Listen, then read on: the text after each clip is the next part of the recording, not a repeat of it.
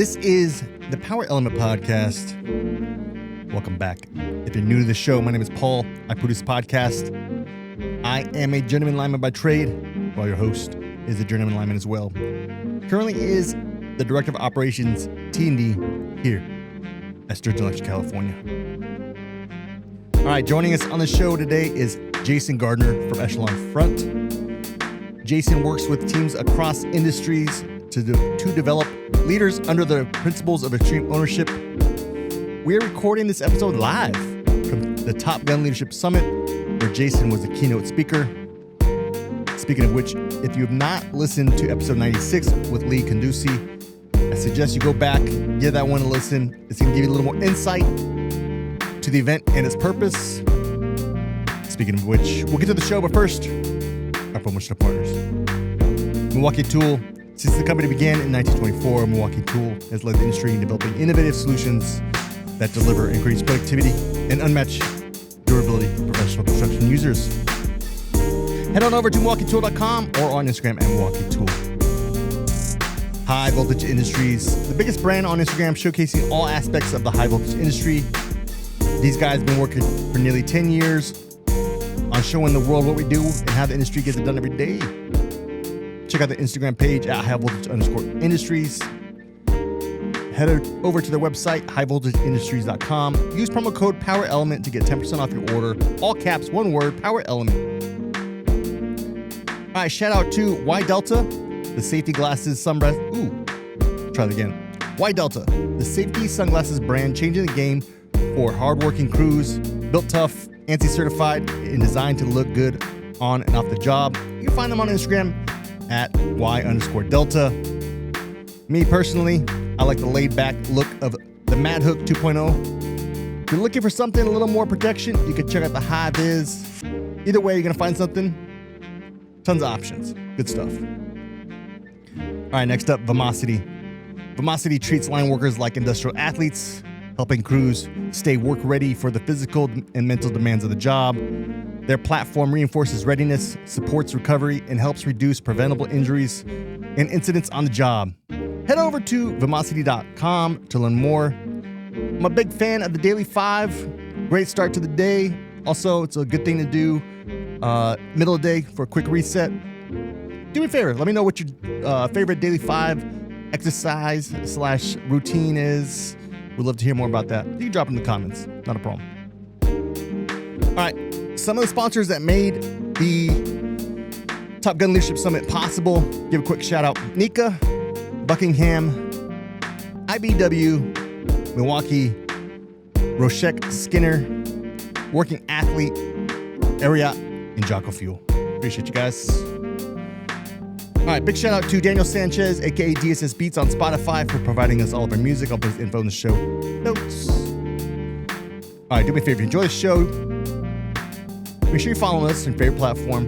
Give it a like and be sure to share the show. All right, last but not least, I want to thank the entire Sturgeon Electric California workforce. Without you, this podcast would not be possible. All right, let's get to the show. The Power Element Podcast. Jason Gardner, live. Top Gun Leadership Summit. Enjoy the show.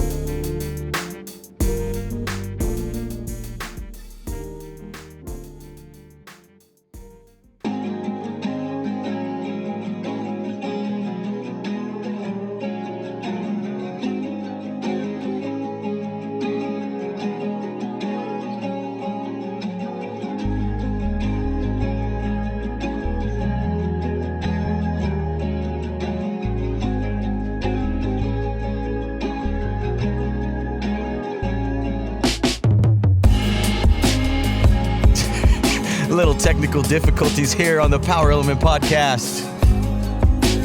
We are traveling here in the beautiful state of Iowa. Like a circus. Traveling in a circus. You good? It's been fun. We're at the Top Gun Leadership Summit. Yeah. This feels great. We're kind of tucked and nestled in the room for our listeners. A little bright in here. Thank God we got our hats on. Paul, we made it, buddy. How you doing? Close, man. Anyone that has traveled a lot has to deal with baggage check, TSA, you name it, all of the above. it gets going. Almost didn't happen, as you know. Oh, yeah, it almost didn't happen. We had a little issue with our equipment. It actually got lost. Went to Chicago. Which I don't know how it went to Chicago, but it ended up there. Someone needed it more. And we spent most of the part yesterday tracking our bags. Well, the bag. Yeah. With this equipment in it. So it was a little bit tough trying to get it here, but we got it here. Needless to say, the Craftsman Tough Tote, though, lost its wheels. So I don't know how TSA did that, but they did. They found a way to break the wheels off of it. As we talked about in Cody Gandy's podcast, Murphy's Law. Well, what can go wrong will go wrong. How'd you like the time change? Oh, the time change is a little bit rough. Yeah, it is. It's a little bit rough. And actually, we fell back an hour, too, when we left. Yeah. Gave us a break. Gave us a little break. An early thing, but still, 2 hours. 2 hours is right about the time when it starts to get brutal. Yeah, exactly. Yeah. That's what the Jocko goes for. The Jocko go. But anyways, this is the Parliament Podcast again. We're having fun. We're at the summit, and we just heard a exceptional keynote, I would call it, to get us kicked off the day 2 here. And it was pretty amazing. So I'd like to introduce our next guest, Jason Gardner. How you doing, sir? Morning. You doing good? Yeah, doing great. So I'm gonna let you introduce yourself. You're actually an alumni for us here. I mean, we've had Extreme Ownership instructors on before, which is kind of cool. Yeah. You're the first guest here for us, but man, we're looking forward to hearing what you got to say today. Cool. Well, shoot, I did. Who are you? My name is Jason Gardner. I grew up in Southern California. Nice. Which part? San Clemente. San Clemente Island. San Clemente, the city, right on the north side of Camp Pendleton. Oh, okay, got it. So it's right the first city when you get up in Orange County, and you can tell you're there because people start judging you by the car you're driving and the watch that you have. Oh, yeah. It was much more laid back when I was a kid there, but yeah, that's cool.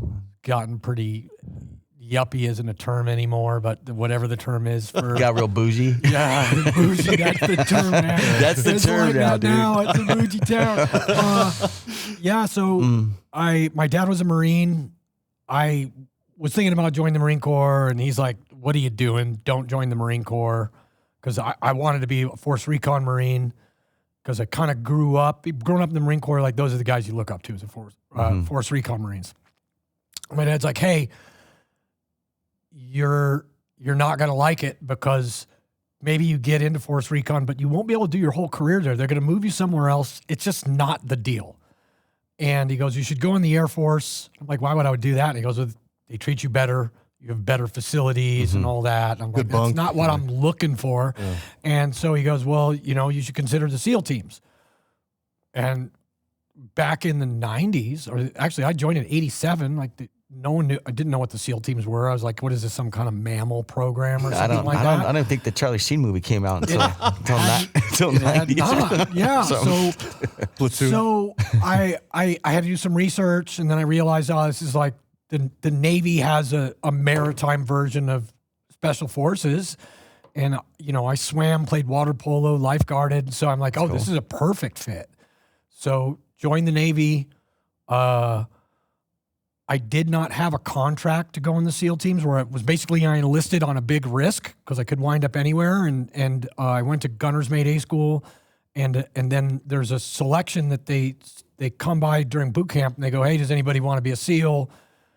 And I raised my hand for that. And then later in boot camp, I went and took the physical test, which is a swim and a run and a bunch of push-ups and pull-ups, and passed that. So then I went to my A school, and then I got to go to BUDS, which is Basic Underwater Demolition School, or Basic Underwater Demolition SEAL Training.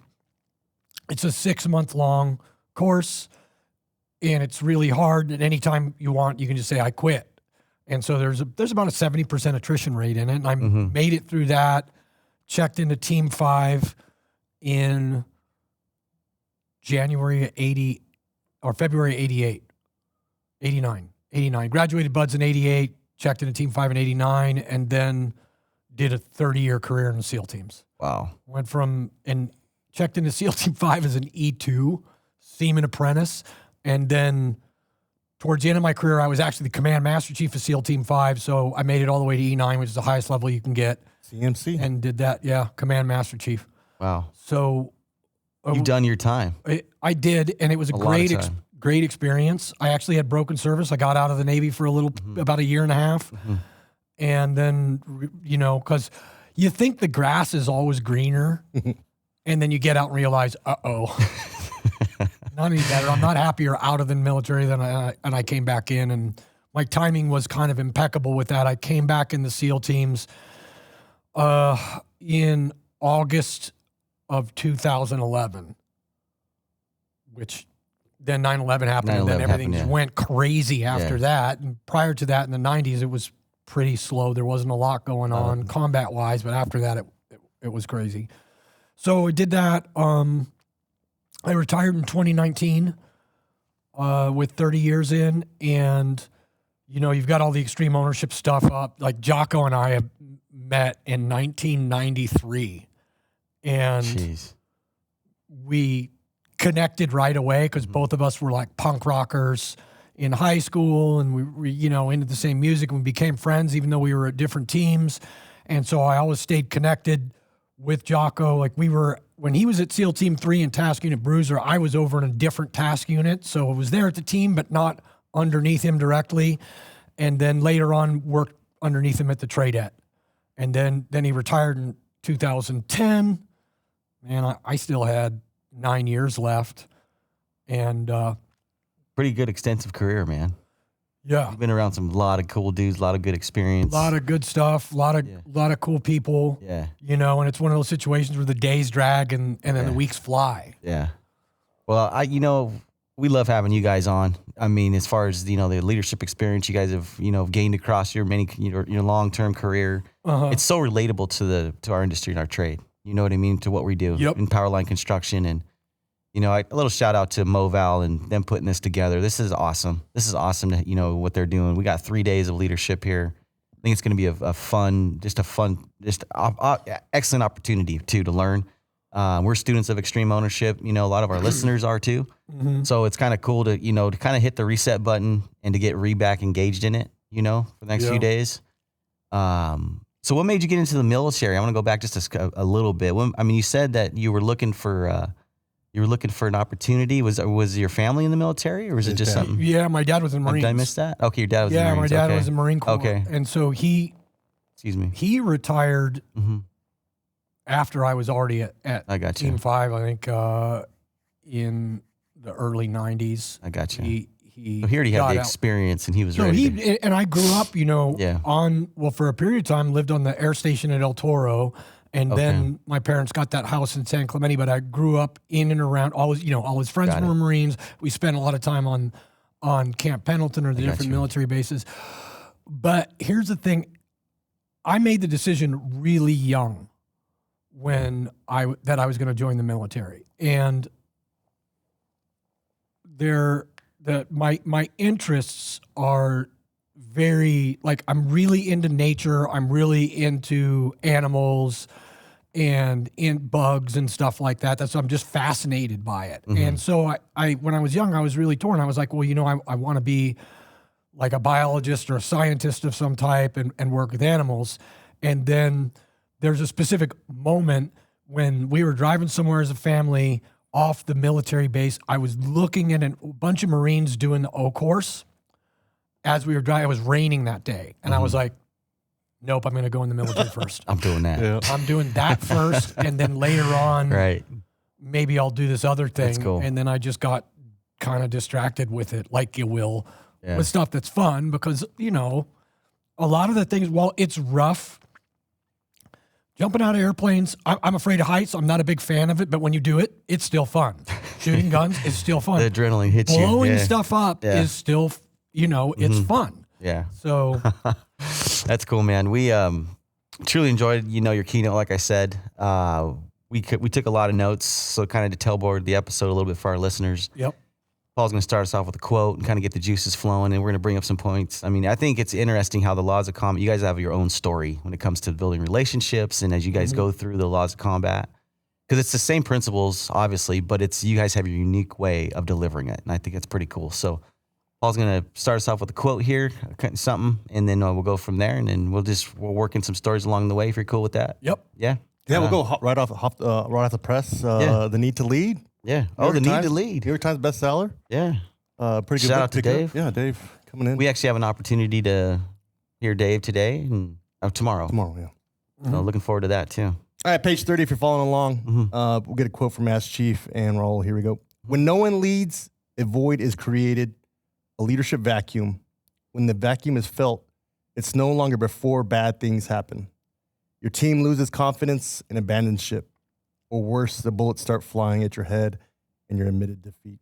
Raul, I kind of picked this quote because I feel like on a crew or a team, it's easy to say, I don't want to lead. You know, it's a pretty common theme. Maybe no one wants to take that ownership and lead or put their neck out there. Mass G maybe they'll have a story with that too, but I don't know. What are your thoughts on that? I'll start, and then we'll let the mic dropper here and drop the mic on the last comment. No, for me, it's like I was just having a discussion with somebody yesterday. It was like, if not who, then if not you, then who? Yeah. Right. At the end of the day, like in our workforce, we're constantly upgrading. We're constantly dragging from the field the guys that are good linemen, making them good, making them foremen, making foremen, general foreman, superintendents. And I think there's always that, you're almost timid or scared, to take those roles on because of the responsibility that comes with it. But I like back to my initial point, like if you don't do it, then who's going to do it? And if you have the desire and, the talent, and it's going to take some time. Don't get me wrong. I think probably Jason will hit on it. Like it's a skill. It's not something that you're just going to, born with, unfortunately. I wish some of us are when it comes to building relationships and some of the softer skills, I think.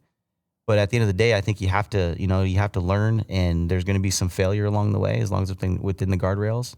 I think everything's going to be okay. But I think the desires is step one, is to do it. I think the tendency is to say, I don't want to lead. Yeah. And then if you say the same thing, but at the end, we're doing more damage to the group, to the team by no one leading. Oh, 100%. Go for it. And, there are some days where everyone else is as often the apprentice on a job site is actually the one that notices something that everyone's doing messed up, and then he needs to be empowered to actually say something like, hey, bros, what do we do? What do we got going on here? Yeah. Oh, okay. And that takes, unfortunately, that takes a lot of courage. You don't often see like someone who's junior on a site speaking up because they're worried that everyone's going to yell at them. But if they're saying something that's squared away, it's like, thank you for doing that. Yeah. Right. And so, and I forget where that quote is. That's from Leadership Strategy and Tactics, or is it? That's from Dave's new book. Yeah. Yeah. And it's so important because, you don't, if you're feeling that need to lead, shout out. Yeah. You don't want to just jump in and step on everybody. Yeah. Like give it a break. That's true. Give a pause to see if the actual leader or someone is going to do something, and then you can assess, hey, okay, well, no one's saying anything. I got to say something, right? And then say it. And then shifting gears back around to what you were talking about with like guys not wanting to leave being out, working with the crew and going into, the foremen, they're still out there doing it. But now they just have more responsibility. And or go up into those higher levels. Like I didn't want to do that. So when I was up, I had made E7, which is a huge jump in the Navy, right? To a significant level of leadership. So like out of the field in the office more? Or? No, you're still in the field, but now you're responsible for everybody. Got it. And so the E7 position I had where I was running a thing called a sniper cell. I was running all the West Coast sniper training. I had 4 dudes working for me, and they were all good, squared away dudes. And I knew life was good. Yeah. Hey, when you go to be a platoon chief, and now you're in charge of a SEAL platoon, they're not all there. There's at least 2 good dudes in there who are just a mess. Every place you go, they're getting in a big firefight. They're showing up late or whatever. I'm like, dude, I don't want to deal with that. I don't want to deal with 16 other people's problems. Yeah. Other than mine. And so I was having a talk, and it was what's called a career development board, but essentially it was something that the Master Chiefs, the leadership in NSW would do like, informally. And so the Master Chief at the command I was working at, he's like, hey, you need to it's time for you to go do a platoon chief job. And I was like, oh, well, I was kind of thinking about going over to one of the units. And I was trying to hide from the platoon chief job because honestly, I didn't want to deal with everybody else because they're a pain in the butt. And he just looked at me and goes, hey man, you are a good leader. And I didn't, like, I had imposter syndrome. I didn't think I was a good leader. And he goes, the reason why you're a good leader is because you actually care about your guys. And he goes, the SEAL teams needs you to take a platoon chief spot. And this is what the organization needs from you as a whole. And so this is what you need to do. And I couldn't say no to that, right? And so I think, like, if it was formulated when you run across and everybody's got somebody on their team that you're like, dude, you have potential, you need to lead, but they're like hiding from it because they're a little bit insecure. That's okay. That'll keep them honest. Mm-hmm. And then that's how you motivate them to take that leadership position. It's like, dude, we need you. Your brothers and sisters down at the hall need you to take this job because if you want to take care of them, this is how you do it. Yeah.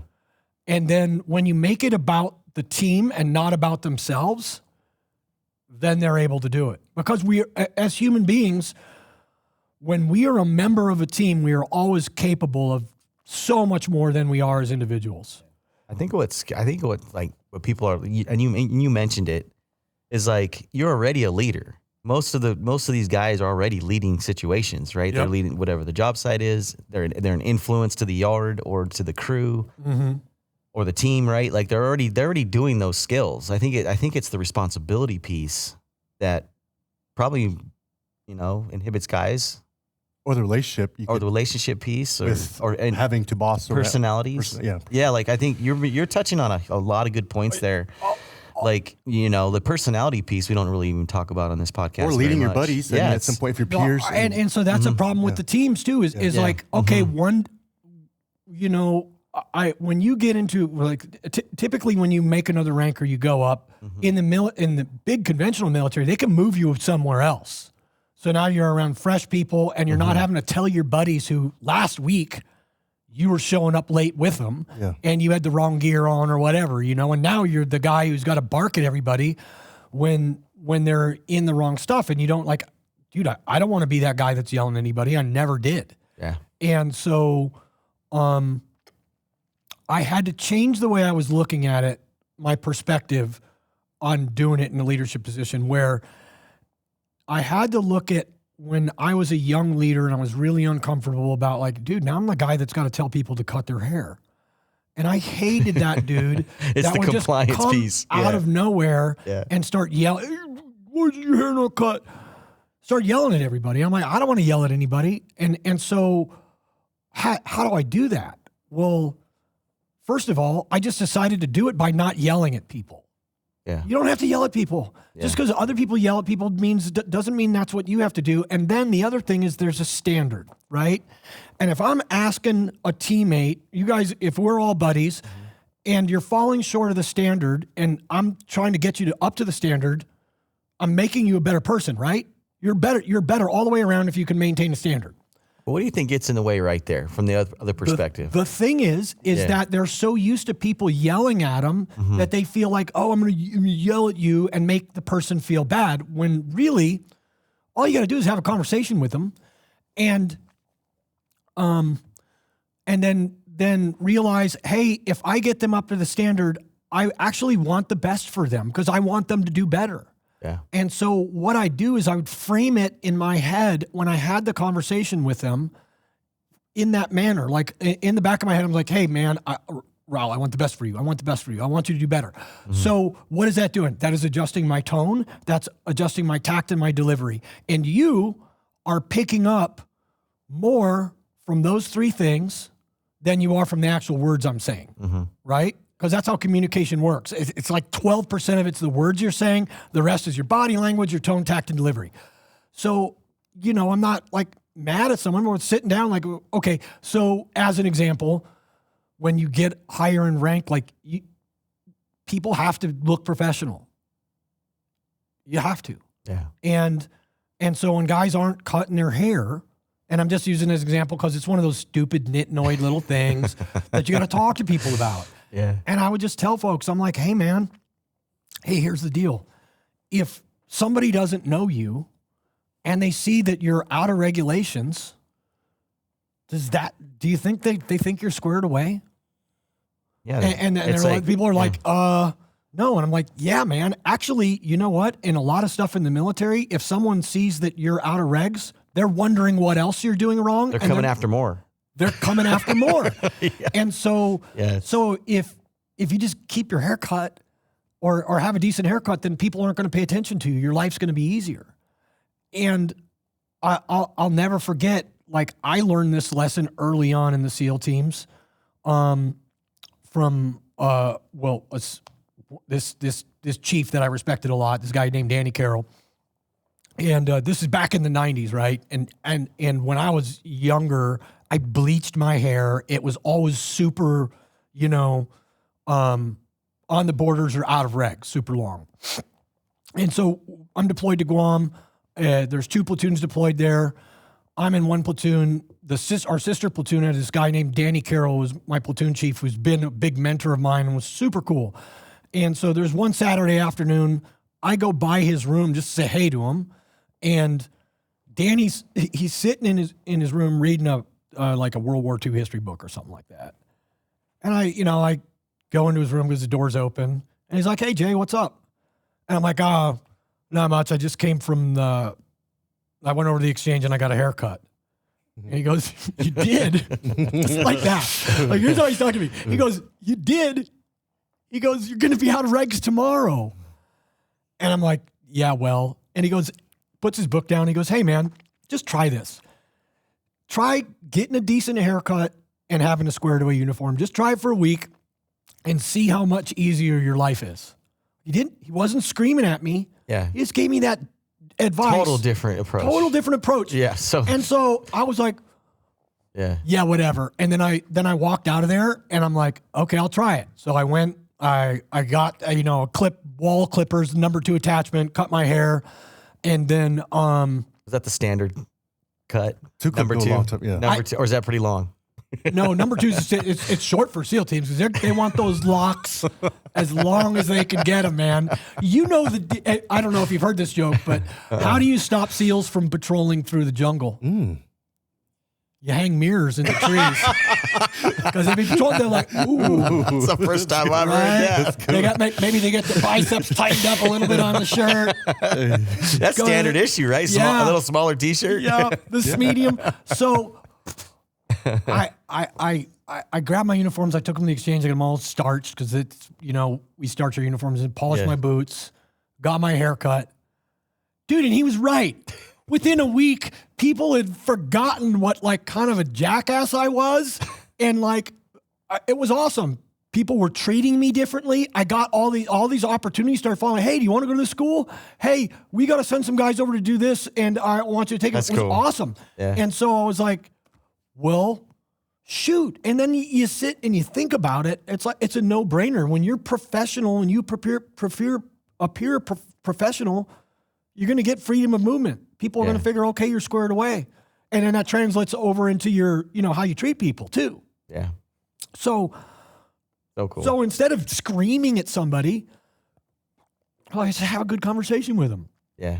It's like building that relationship with them. Yes. And maybe the screaming thing comes later if they're not getting it. Yeah. You're constantly start with the indirect approach, move. And there's theater involved, right? Some people just aren't going to get it. And you should never lose your temper and really yell at anybody. But you may come to a point where dude, I've tried everything else. Okay, I'm going to have to bark at this dude. I'm going to yell at him because they're not hearing everything else I've tried. Mm-hmm. Well, sometimes that just works for people too. That's what I'm saying. That's how they learn. That's, But that shouldn't be ever step one. No. Because for most people, you resent that dude that yelled at you for your whole life. And you're like, wait a minute, you're asking me to become him? No, thank you. So I tried to be more like, Danny Carroll or Monty Treesize, who was another one of, a mentor, real influential leader that really set a good example that I tried to copy. And so that's how I got comfortable in something that I wasn't comfortable with before was I didn't want to turn into that khaki monster, which was our slang term for these guys that would just jump out and start screaming at you, As soon as they put that anchor on. I don't know. I think all of a sudden they wig out. You're like, what's going on? Where are you? My experience on a Master Chief and how that, relationships there was G.I. Jane, bro. Was there any Truth and the Master Chief and G.I. Jane and how he treated those guys I and gal. I don't have a context because I didn't see the movie. You didn't see that movie? No. To see. Yeah. I thought it was pretty. Anyways, we won't go there. It's pretty good depiction of a master. It's pretty good. No, Is it? Okay, I'll take your word for it. pretty Yeah. It's actually pretty good. I don't know if some of the training detachments or the trainings they did outside of the country. There's a lot of they put her through a lot of shit, dude, in that movie. I don't know if it was real, but How about this? When you're up there giving your keynote today, Uh-huh. I look over Raul. I said, "That's a Master Chief speaking." You can I just said- tell it. It's that it's tact, that stoic, that really wisdom. Yeah. Yeah. It's just different from. If you're doing it right, a Master Chief should seem like your grandpa. And you're so You're doing like it right. The last thing the last thing you want to do in your life Yeah. is ever disappoint that man. Yeah. Right? That's what it was. Yeah. That's it. Yeah. That's exactly what it totally is. It's that respect. I'm like, this guy's got a different delivery because we've heard them all. Like we've heard that Laws of Combat for I don't know 4 or 5 times now. Yeah. And you do have your certain delivery, and I'm like, this is a little bit delivery. He's like, that's a Master Chief right there. I'm like, okay, all It's right. a very direct but indirect Very way. direct, and indirect. I don't know. The way to explain it is you're walking down a passageway in the ship, and typically with officers, you kind of make a hole. But a Master Chief, you see the star, the 2 stars and the anchor, you kind of give the same respect, the same kind of, like you said, the grandfather respect. So understandable. Very cool. We Geeking out. Yeah, we're geeking out on it. It's all great stuff, man, isn't it? Yeah. Yeah, you made a comment just now. We talked a little about ego, that team first mindset, which I thought was cool. Can you share a moment when putting the team first made all the difference for you? Accepting leadership positions. Yeah. I would have been happy to just be an E7 with that amount of responsibility and finish out my career. But what the community needed from me was to keep taking the next leadership position. And the pay you get for that advancement is not commensurate for all the headaches that you get. That's what we hear in our field all the time is like, dude, the $5 an hour, $7 an hour, like that ain't worth it, bro. Like when I leave the office or I leave the yard or I leave the crew, I'm done. There's nothing else I got left, right? What do you think of when he just said that? I just exactly Lineman to foreman. Lineman to foreman or foreman to, as you go up in ranks, it's the same thing. Here's where it pays off though, and it's not where it pays off is there's just like there's so much goodness that you get when you get into the leadership position and you start to mentor and coach younger folks and you see them do good. Yeah. You guys have kids? Yeah. Oh yeah. Dude, you take your kid fishing. I take my kid fishing or when my kids go hunting. They catch a fish. It's way better for me than me catching the fish ever. Sometimes I'm like not even fishing. I'm just helping them fish. Right? Where's home for you now? Where you I live in northeastern Washington. I'm 2.5 hours north of Spokane in a super rural area, right on the Canadian border. Wow. Like it's so rural. It's a 45-minute drive to a Walmart, and the closest town to us has 300 people in it. Wow. So a lot of Amazon to get your shit. You probably got boxes of Amazon coming every day, bro. We have boxes all over the place. At least it's wet now, so we can burn the boxes. In the summertime, I got stacks of I don't know if boxes. that's better because, my wife, my family, bro, I mean, I thought, okay, we don't have to go to the store all the time. Now Amazon is just all the time. Yeah. It's ready on everybody's phone. Hey, we need this. It's there. It's amazing, but we won't go there. Damn, Amazon podcast. Here we go. We won't go in their Amazon podcast. Yeah, but that's basically first, putting the team first. Where I've done that, and the other thing is like how much harder you'll work when you're part of a team. Yeah, there's an energy that when you're working with a group of people, you're capable of doing, and you'll work so much harder and do so much more, and it's less fatiguing for whatever reason because you're doing it with a group of people. And it's so important too, like building a culture, right? Like at home, a certain type of culture, that team first mentality on a crew. Yep. It seems like you get a lot more things done quicker because more than likely you got good relationships with people. Yeah. No, that's awesome. So what does team first look like? Knowing our business, what's a way in the power industry we can build a team first, you think, for us? What's that look like for us? Yeah, I mean, it starts out with every level down. Everybody cares about everybody else. The supervisor, the foreman. Don't talk down to anybody. Don't avoid screaming at them. Treat everybody with respect. Develop those relationships. Yeah. It doesn't matter where they're at. And then wherever you can, get them involved. Yeah. we do a bunch of work with the utilities and linemen specifically, because I think this message doesn't need any translation. It goes straight to you. It resonates so well. Yeah. Oh, all the perfect. And so one of the utilities that I was working with, they were having a huge problem and struggle with their tailboards or their morning briefs, whatever, whatever they call them. They were calling them tailboards. Yeah. People weren't doing them. And so they had me come out and watch. Like, so I showed up to like, hey, we got this job site here. We're going to show up. And, they're like, oh, what are you guys doing here? Hey, yeah, we're here from the head office and we're just going to watch your tailboard. And you could see the guy get all nervous and then pull the dang thing out. And he just like mumbling his way through it. Oh, and man. you could tell that he just did it. He was basically gun decking. It wasn't serious. And then go over to another group where it's like, they get there. Hey, we're just gonna be out here on the outside. We're gonna watch your tailboard. And the other group, everyone's in a good mood, and everyone is doing a different piece of the tailboard. So that foreman like got all his folks involved. There were guys and girls there, and they're like, okay, and and if this happens, a different person briefed each portion of it, and that meant boom, they all kind of knew what was going on, but there was a buy-in. Oh, this is mine, and then.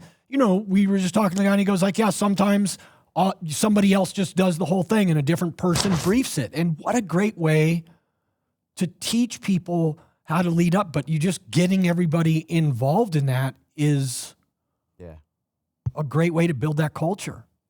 Yeah, man. I'm going to stay right there for a little bit, Paul, on tailboards, because I think, Mo Valent, inviting us out here and partnered with Nika and IBW. Tailboards is always a topic when it comes to conferences and trainings. I think utilizing some of the extreme ownership principles, like simple, is a good tactic too. Can you maybe talk about that and also include perhaps the read back during that? Because I can tell you what, man, like the tailboards are so difficult for some guys. Not to get past the point of what you're talking about there is, maybe being a little bit scared, a little bit timid when there's people around and don't really have the ability to talk to a big group of people, but then also getting that message across is also in the other important. And trust me, all the incidents that I've investigated or heard about, it usually goes back to either a job briefing discussion that didn't happen, or as the job is going, steps are missed. Can you talk through some of that and how important the simple communication would be during that? Yeah, I mean, so with one of the structural problems with one of the tailbirds with this company we're working at is they were having them do everything. So if you were above ground, they also had a portion like you had to brief the subsurface stuff too. Like, no, don't do that. That's silly. Cut the thing down so it's not complicated and simple. Structurally, how it's fundamentally laid out, we got to make sure that it's simple. And then back to what you're saying, if everyone should have an assignment on that tailboard, and when I'm done giving it, if I'm giving it and I've got someone that's new on the team, I'm going to ask them like, hey man, I just got to make sure that I'm communicating this well. Just say back to me in your own words what your roles and responsibilities are if this happens, and then just have them paraphrase it back to me that way. And then I know if I've communicated it well. And that's a tool we call a readback. Readbacks are super helpful. We do a bunch of work with the petroleum industry. And one of the companies we work with, they're like, hey, we like this readback thing. This is going to be like, it was a new standard that they set. So like they said every time a supervisor gives a subordinate an instruction, the subordinate is going to say, here's what I heard you saying. And they had a huge reduction in incidents because of that, because the communication was clear. And they could get stuff figured out. Back to the tailboard. So and then you have the safety folks, and it's their job is just to do safety observations or whatnot. They need to get out and start running rehearsals.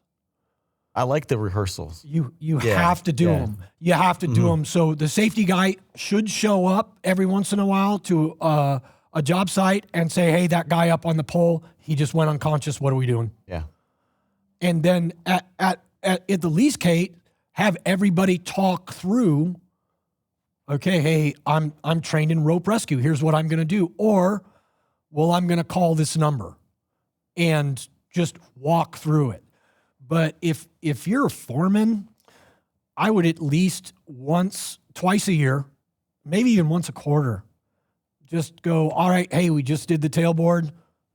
Let's rehearse that Jimmy over there just had a heart attack. He just fell down. What are we all doing? And let's go through the process. Everyone do it. Because it doesn't stick, even though you hear it, it doesn't really stick in your head until you've walked through it. Right. Practice when the stakes are low. Well, it's a core belief for Echelon Front. It's, yes. Leadership is a skill, no different than a job briefing is a skill. It's something you have to practice and get better at. It's not going to just come overnight. Look, how would you ever get better at climbing a pole other than climbing poles? Yeah. So, I've done it a bunch of time on the simulator. Well, it's just going to be different. So rehearsals are the closest you can get short of something bad happening. So run a rehearsal. They wind up being really cool and a lot of fun because everybody realizes in the moment how important it is. Yeah. Do you guys know who Admiral McCraven is? Yes. Yeah, make your bed. Make your bed. Stuff. Oh, yeah. So it's a topic for sure. He was he was my task unit commander in the first Gulf War. And so, he was just in 04 then. That's a long time ago, right? And deployed on a ship. That was on that same ship that I was telling the story from today. And is that the book? What the book's out of? It's My Ship. Is that? Oh, Turn the Ship Around is a different one. He's got several books. They're all fantastic. Wisdom of the Bullfrog is one that I've got on my reading list to check out. That's a new one, isn't it? That's one of his new ones. I think so. Yeah. And then Leadership Code. There's a few really, really good ones that I enjoy.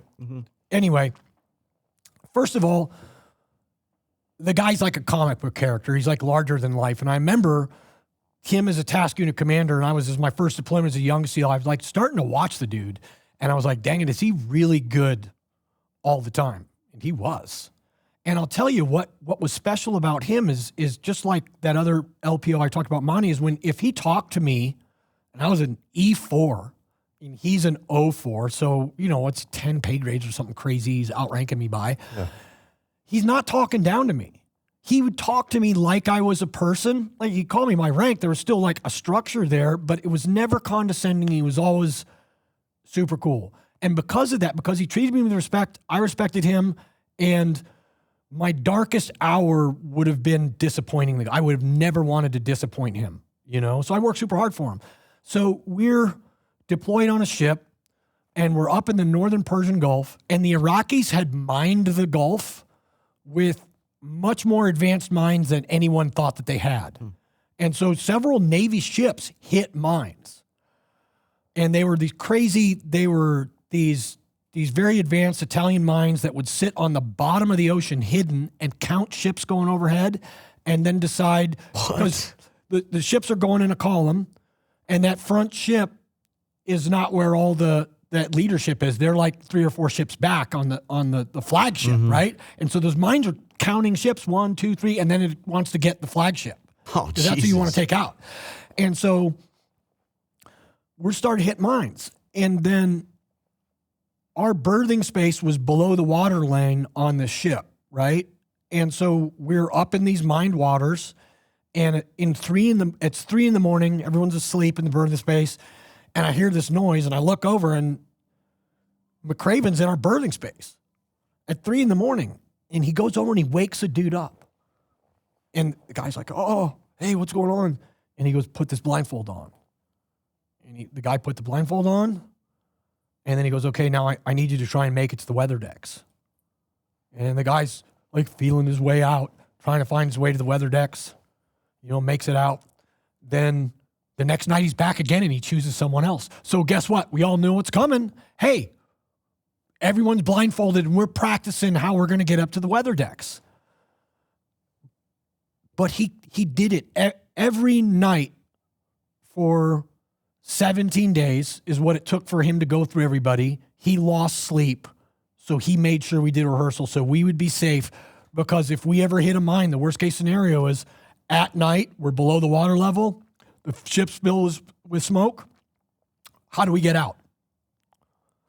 And I was like, this guy's awesome. And sure, what he's doing, cool. Everyone understood that like, oh, it's hard, but we didn't feel like he was a jerk. He was trying to save our lives. Yeah. You know, putting you in uncomfortable situations so you're ready for those moments. That is probably coming. Yeah, it's coming. Yeah, that's one of the things we talk about, is complacency, and, JP's talked about it, Cody and all our guys at Extreme Ownership and Echelon Front. Complacency is a killer. When you do start doing something very well, you get successful at it, you get comfortable. Comfortable creates that complacency. What's a good tactic you think you could do as far as identifying complacency in our teams? I think all our friends at Moval and IBW, Nico, because we talk about complacency all the time in our industry. You look at like a lot of the lethal incidents. Yeah. Do they happen during storms? Mm-hmm. Not really. No. They happen on don't. a Friday afternoon where it's 70 degrees and the birds are singing, traffic's light. Yeah.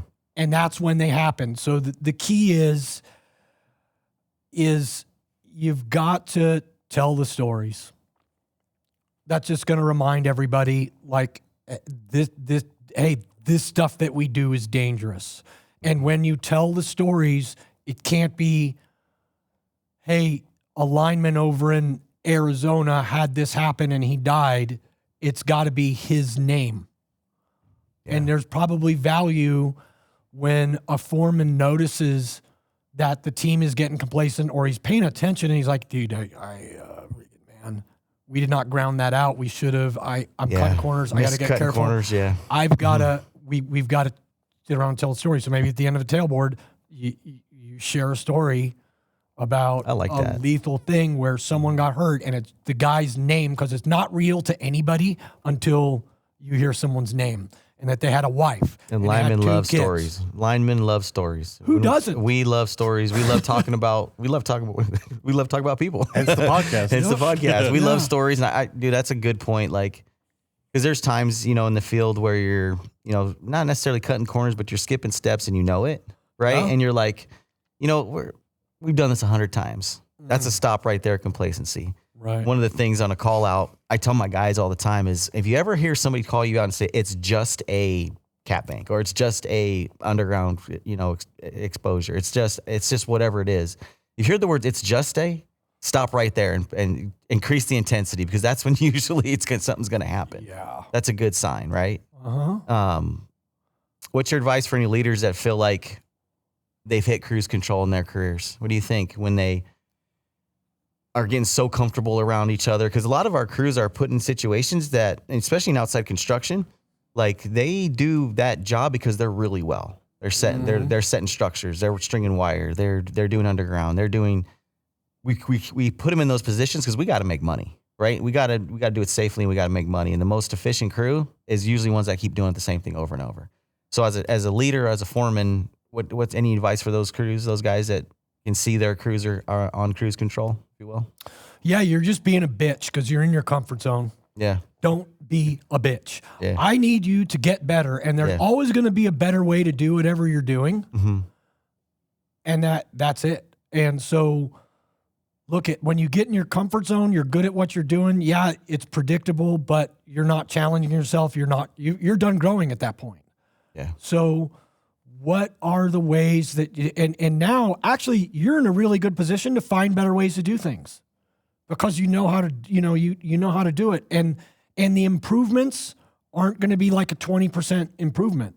It's going to be incremental. It's going to be like, well, you know what, we noticed that if we stack this way, that works better than stacking it the other way or folding the wire the other way or setting this up. However, that's how we're going to improve. We're going to continually try to improve. The way you're going to do that is by having debriefs. So like that. At the end of the day, get everybody together. And so there's some structure that you need to have to this. The structure is, and these are for crews that are 8 or less. And I'm assuming most crews are 8 or less, right? Because I don't want this debrief to turn into another time vampire meeting that you have. It needs to be done in like 10 minutes. At the most, right? And so at the end, you tell the crew, hey, I want to start doing these debrief things. And basically everybody at the end of the day will get together and we'll say, hey, what did we do right? What could we do better next time? Right? We need to get better in that space. Totally, dude. I agree with you. And this is why the SEAL teams are so successful, because it's built into our culture. Yeah. Everything we do, we debrief. And so And it's those two things. Now, people will add what went wrong. Well, the what could we do better is covering what went wrong. That's where it's identified. So that's the first step. The second step is the order that people speak. You need to go from junior to senior. The senior guy speaks last, the junior guy speaks first. Here's why. The junior guy doesn't have a lot of experience and they have no confidence, but they also have a fresh perspective. They're literally, they will see stuff that you don't see because you're in the algorithm, you're running a trench, you have big blinders on. And that's super valuable. But they're not confident, so if you have them speak last, they're just going to parrot what they hear the more experienced guys say. Yeah. When they go first, they have to say what they're really thinking. Now, here's what you can't do. If they say something that you think is silly, you cannot make fun of them. Which is going to be the hard part. That's going to be the hard part. Yeah, it's going to be the hard part. Not the tendency for linemen, I can tell you, and those seasoned crews is exactly the opposite. Yeah, they're like, hey, dude, that's dumb. That's dumb. But for which every is absolutely wrong. Every 8 things that they're going to say that are dumb, there will be 2 that are actually pretty good that you're like, oh, well, shoot, it didn't occur to us or whatever. And then you work your way up. And everybody gives their feedback. So what's going on right now? Well, you're a self-sharpening chainsaw. You're in real time, you're correcting issues that you see happening. An example of this, when I was a task unit senior chief, going through our workup, 1.5 workup is super arduous. They're really hard. But my task unit, we all had combat experience. I had 19 years in the SEAL teams, 3 combat deployments under my belt at that point, right? And we're starting our workup, and Jocko had just taken over the training detachment, and they'd all made all the training more realistic. So I didn't think the workup was really going to challenge us because we all had combat experience. I had like 6 workups prior to this. And so we're going through the workup. We go and do our field training exercises, and they'd made them so that they were more realistic. So instead of using real bullets, which you would think makes it more realistic, except that you don't have anybody shooting back. It's not realistic. And because live fire training is dangerous, they purposely make it not stressful, which again is not a good realistic representation of the battlefield. So they'd found this basically a laser tag system on steroids where you could use your own weapons and all that. That's cool.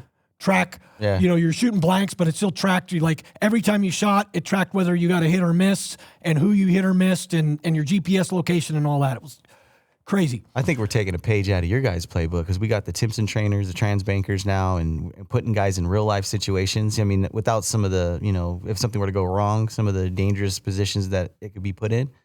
But we're taking that because the fake environments just don't work anymore. Like, I mean, there is some value in simulation with some of the simulators we have, driving simulators, operating simulators, getting guys there first, and you gradually get them. Yeah, crawl, walk, run. Yeah, kind of get them there, get them comfortable, and then put them in the shit, if you will. But no, man, how much time we got? Are we good on time? Roll it up. Okay. I got to finish this story because it's good. Yeah, let's finish it. Go for it. So we go and do our first FTX, which is with this new upgraded. Mm-hmm. And our first FTX field training exercise, we're going to do a full mission op. And we're a good task unit. Everyone has experience. And it's a disaster. We shoot 4 of our own guys. We have 3 other wounded. We don't even finish a target assault. We lost a set of night vision. And our head count system was a disaster because our SOP for getting head counts we developed when we were doing live fire ranges that aren't stressful. And now it didn't work. And so we were just a mess. And we came back, we did our debrief like we do all the time. And so teams, okay, hey, first of all, what's the top 4 things we did wrong tonight and how can we do it better? And then we went out and, we identified the 4 things that we did wrong. Our comms discipline was off. Everyone's talking on the radio at the same time. We didn't have a system to carry our down men, which is why we lost night vision. Mm-hmm. Our head counts were off and we were shooting each other, which is not a good deal, right? Yeah. So we came up with ways to fix that. And then we went out and rehearsed it. And then we went out and did the next FTX, which was harder than the night before. And luckily we were done shooting one another, but we made a bunch of other mistakes and we went through the same process, came back, hey, what went wrong? What went good? What could we do better? Mm-hmm. fixed it. By the time we got to that 5th and final FTX, we absolutely mauled the opposition forces.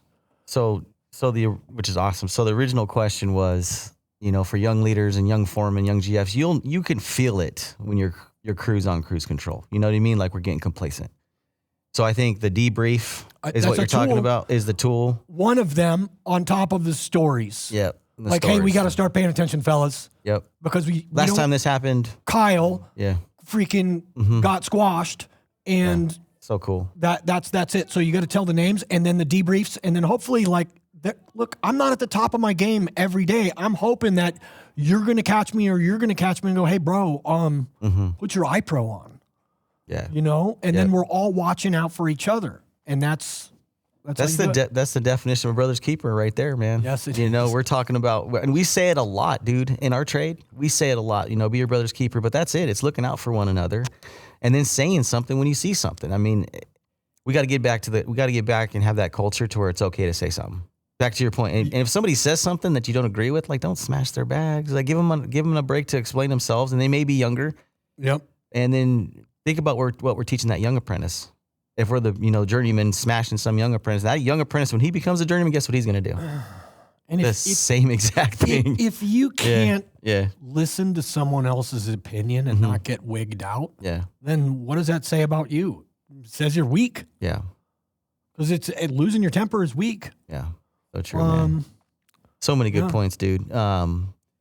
We're gonna wrap this up. One of the things. So excited. Well, we're getting fired up. Don't want to do some push-ups. Master Chief's ready. Master Chief's ready to go. We're gonna get him next going here. But one of the things I do want a huge takeaway for us just to get out of here is a question. There's a lot of leadership here. There's a lot of young leaders, a lot of seasoned leaders. What's one thing a leader can do today to improve their team's performance?